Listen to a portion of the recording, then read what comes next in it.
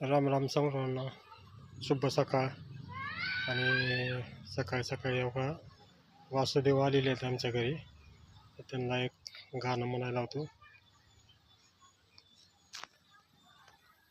गडबडली ही दुनिया सारी, पाप झालं या पार, वा पांडुरंगा दुनिया बिघडली सारी, वा पांडुरंगा दुनिया बिघडली सारी.